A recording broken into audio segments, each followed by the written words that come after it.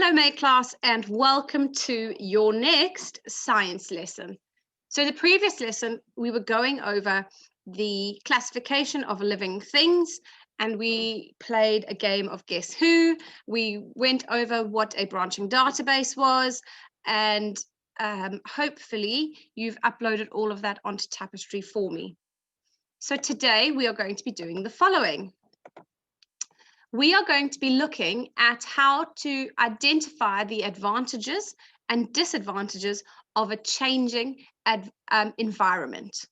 So remember, advantages are good things, disadvantages are not good things of the changing environment. So the environment that's around us, and obviously that's ever changing. Think back to when we were looking at our SPAG lesson and we were looking at deforestation.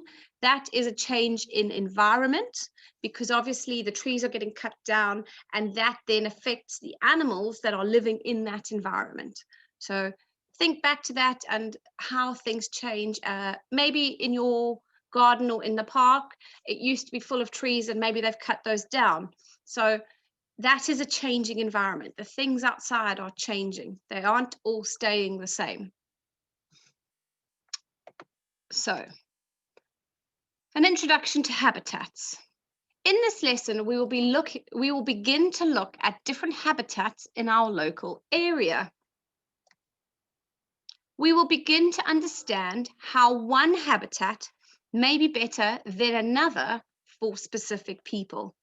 And I know we have briefly discussed this.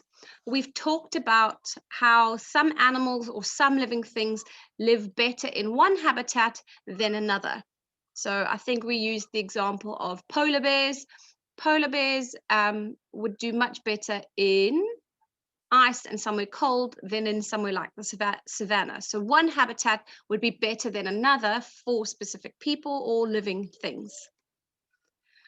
We will try to justify our thoughts by thinking about all that we already know in relation to living things.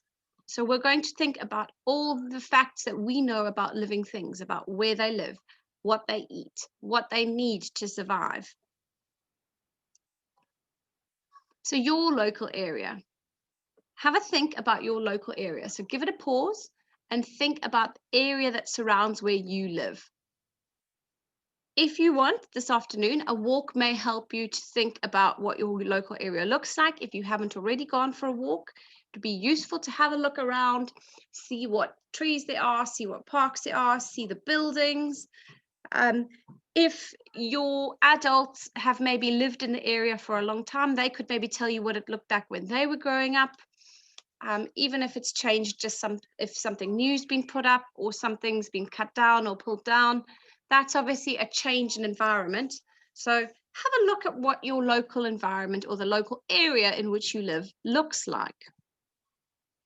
You could go to your local park or another road that's near your home. Make sure, though, that you are with an adult or you've told an adult where you're going. What do you like about your local area? So I can tell you where I live, one of my favorite things is there's a very big pond with I don't know what you mean by there is a very big pond around where I live or near where I live that's surrounded by a forest, and you can go for walks through there. And that's one of my favorite things to do, is to take my dog to go for a walk, and we can walk around the pond. It's got a little walkway, and she can go for runs in the trees and through the grass, and she really likes jumping through the grass. And I like seeing the beautiful kind of the greenery of the trees and the stillness of the pond, depending on if it's windy or if it's just nice and calm. If it's raining a bit, obviously everything's a bit wet, but I like being able to walk around and see all of that and get some fresh air. Which area in your local area do you think is used most often? So I know that the park nearby where I live is used quite often. There's often people walking there. There is another park a little bit further up, and a place for people to walk, and there's always people there, and it's always busy with people and their dogs. We sometimes go to the Great Park and go for a walk there, and that's always busy, and it's often used. The parking's always full, and there's always people with their dogs, or they're running, or they're on their bicycles, or they're just having a walk. So I know that the outdoor areas, especially now when we can't really do much, people are enjoying going for walks or being outside, and even even when it's really cold or raining. Have you seen any changes in your local area? So think back to, like what I said earlier about speaking to your adults about, has anything changed since you've been in that area, or since you've lived there, or since they've lived there? If so, what changes have you witnessed or seen or noticed? So maybe a new building's gone up, maybe a new park's been built, maybe they've put up some new climbing things in the park. Why did these changes take place? So I want you to think, why has something changed? Why has the environment changed? What did it change for? Are the different places in your local area used by different animals or different people? And I want you to think and note down, so write down which living things use specific spaces in your local area. So I can tell you that in the Great Park, there's often, in the big open spaces, there's often birds that fly and are there, but there aren't a lot of other animals. If you go into the Great Park, there's a cordoned off area, which means it's a gated area where there's actually deer, but they aren't walking around in the park where we walk around. Okay, so think about the living things that are used in specific spaces in your area. So the trees, so in the forest that I walk through, there's lots of trees, those are living things, but there's not, there aren't any, like, there's trees, there's things that aren't in there though as well. So give that a think, write down what living things use specific spaces in your local area. So let's read through this letter that's just been sent from the TLAP Chair of Governors. So Mr. Burford, the TLAP Chair of Governors, has sent a letter through to us. He says, "Dear teachers, we have been offered a fantastic deal from a local adventure playground company for some new equipment for the playground.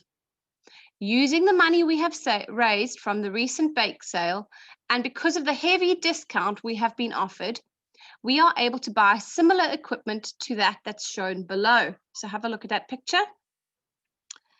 Because of the size of it, the only place that will be big enough to house it will be the wildlife or the pond area.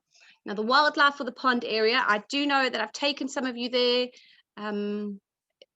early, I think when it was still sunny and warm, but it's that bit when you are walking from or towards Green Drive. It's the bit on your left hand side there. There's a pond there, and there's a greenhouse there. We would have to drain the area, which means take all the water from the pond and put safety tarmac down. So you'd have to take up all the grass and put tar down, and then you'd have to empty the pond and take it away. How often is the wildlife pond area used at the moment? Do you think the new play equipment will be a good idea? Kind regards, Mr. Burford, Chair of Governors. Now that you've read the letter, what do you think about the proposed plan? What do you think about taking up all the grass and the trees that are there, and the pond, having to drain that so that the pond was no longer there? What do you think about that? So there are two sides to every argument. There are positives, which are good things, and negative points about building an adventure playground on the wildlife area. So if you think about it, maybe you're saying to me, Mrs. Van Huffel, actually we need a playground, a bigger playground. It would be really great to have all those climbing things and things to play on in that area. But then a negative point could be, but if we have that there, we would be getting rid of the pond where all the tadpoles are and the other insects that live there. We'd also be getting rid of the little habitat there. We'd run out of space for the greenhouse where things grow. So that wouldn't be very good because we'd be ruining their habitat. So I want you to give it a think about what some of the positive points would be and the negative points. Use Google, use your friends and your families to help you to gather some ideas together.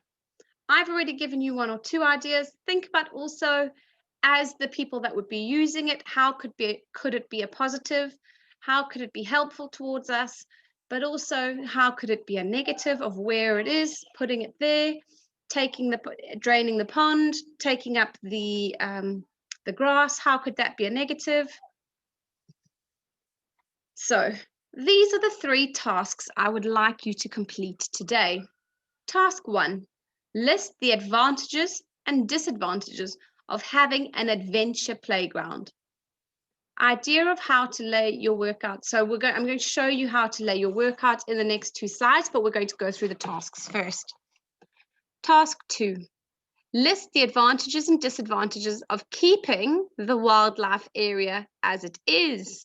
So making sure that actually we don't put a playground there and that we keep the wildlife area, we keep the pond, we keep the bushes and the trees that are there, and we keep everything, but we don't have the playground. And task 3, decide which you think the school should choose. Should the school have the adventure playground or the wildlife area? Record yourself explaining your reasoning. It's also okay if you decide to, for example, keep the wildlife area, that you say we need to make it look better, or we need to include other parts into the wildlife area. We could make it better. We could make it a bigger wildlife area by including, maybe we want to plant more trees or some vegetables, or make a vegetable garden. So that could also be something that you could say, well, I think that we should have the wildlife area, but we need to make it better. Or if you want to keep the playground, you could say, I think it's important that we keep the playground because it can be, for example, helpful for our health and keeping us fit. So record yourself explaining which one you think is a better idea. So as always, when you're explaining yourself, I don't mind which one you choose. But what I would like you to do is make sure that you are basing your idea with facts. So you're not just saying to me, I want the adventure playground because it'll be fun. Give me a reason why the adventure playground would be better than the wildlife area. Or give me a reason why the wildlife area would be better than the adventure playground. So which one would you keep and why? Right, so I'm going to show you the advantages and disadvantages of having the adventure playground and the wildlife area and how you can lay it out. I have put these up onto Tapestry for you, so you can have a look at them there. If you're able to print them out, fantastic. If you can't, you can just use them as an example to write out your work neatly, please. So we've got the adventure playground in the middle, and we've said positives on this side and negatives on this side. With the wildlife area, keeping the wildlife area, we've got a positive on this side and a negative on this side. And these 2 tables should be able to help you when you are making a decision of which one to keep, whether you're keeping the wildlife area or whether you're keeping the adventure playground. Don't forget to share this with us on Tapestry. I'd really love to see what you've decided and your reasoning behind it. It would be very, very exciting. I know some of you are going to choose the playground, some of you are going to choose the wildlife, and I'm really excited to see your thinking behind it and your ideas. So don't forget to share that with me on Tapestry and make sure your work is uploaded by 4 p.m.